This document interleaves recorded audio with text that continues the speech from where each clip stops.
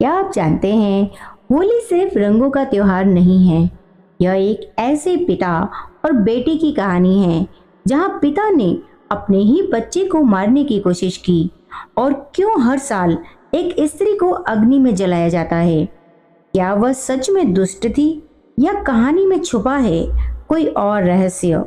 आज की इस कथा के बाद आप जब भी होली का दहन देखेंगे, आपकी आंखें भर आएगी।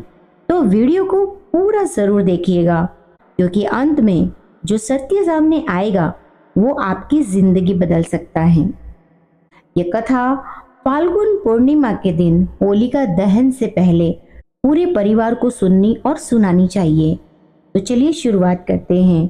बहुत समय पहले एक शक्तिशाली असुर था, हिरण्यकश्यप, और उसका भाई था हिरण्याक्ष, जो कि भगवान विष्णु द्वारा वाराह अवतार लेके मारा गया। तब से उसके मन में एक ही आग थी, बदला। वह जंगल में चला गया और वर्षों तक कठोर तपस्या की। आखिरकार ब्रह्मा जी प्रकट हुए और उसने वरदान मांगा अमरता का। लेकिन ब्रह्मा जी ने कहा कि अमरता का वरदान मैं ऐसे ही सहज नहीं दे सकता, तुम कुछ और मांगो। और उसने वरदान मांगा, ना मैं दिन में मरूं, ना रात में, ना धरती पर, ना आकाश में, ना अस्त्र से, ना शस्त्र से, ना मनुष्य से, ना पशु से। बस ब्रह्मा जी ने वरदान दे दिया। अब वह स्वयं को भगवान समझने लगा। उसने आदेश दिया कि इस संसार में अब कोई विष्णु का नाम नहीं लेगा, सिर्फ मेरी पूजा होगी। और जो ये नहीं मानता उसे दंड मिलता या सीधा मृत्यु के घाट उतार दिया जाता। लेकिन उसी घर में जन्म हुआ एक बालक का नाम था प्रहलाद। प्रहलाद बचपन से ही विष्णु भक्त था। वह दिन भर ओम नमो नारायणाय नमः, ओम नमो भगवते वासुदेवाय जपता था। गुरुकुल भेजा गया और वहां भी वह बच्चों को विष्णु भक्ति सिखाता। एक दिन जब वह गुरुकुल से लौटा, तब पिता ने पूछा कि सबसे बड़ा कौन है? तुमने गुरुकुल में शिक्षा ली है, तो मुझे बताओ कि सबसे बड़ा कौन है?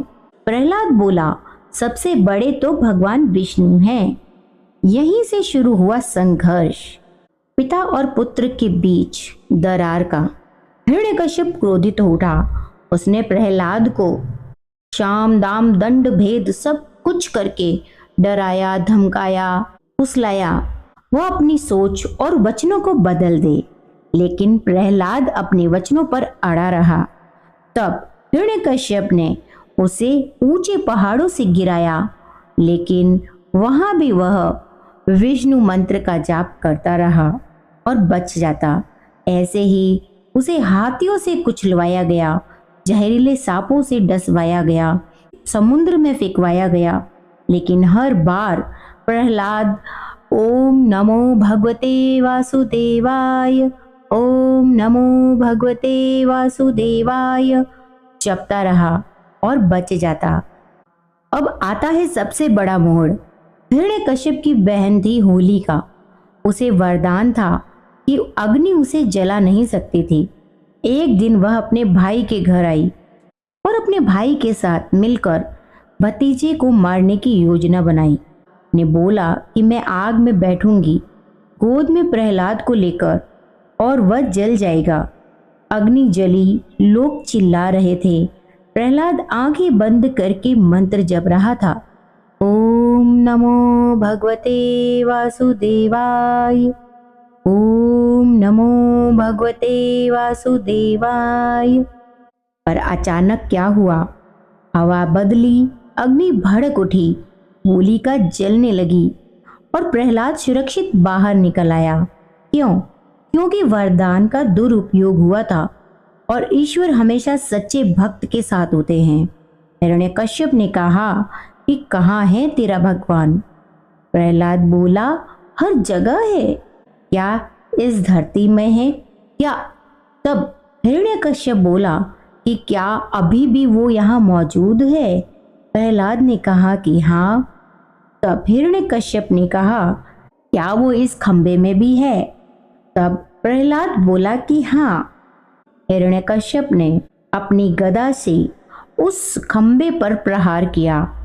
खंबा फटा और प्रकट हुए नरसिंह भगवान। न मनुष्य न पशु, न दिन न रात, संध्या का समय, न धरती न आकाश, गोद में न अस्त्र न शस्त्र, अपने नाखूनों से उसने हिरण्यकश्यप को अपनी गोद में सुलाया और दहली के बीच अपने नाखूनों से उसका उदर चीर कर, और वही अंत हुआ, और साथ ही अंत हुआ अत्याचार का। सारी प्रजा खुश हुई और इसी खुशी से अगले दिन लोगों ने खुशी मनाई, रंग लगाए, नाचे, मिठाइयाँ खाई, यह संदेश देते हुए कि अहंकार की होलिका जलती है, भक्ति जीतती है। दोस्तों, आज भी हमारे अंदर एक हिरण्यकश्यप है अहंकार का, और एक प्रहलाद है श्रद्धा का। हर साल होली का दहन हमें यह याद दिलाता है, जो गलत है वह जलेगा, जो सच्चा है वह बचेगा। अगर आपको ये कथा छू गई हो तो वीडियो को लाइक ज़रूर करें, कमेंट में लिखिए जय श्री नारायण और शेयर कीजिए ताकि यह संदेश हर घर तक पहुंचे।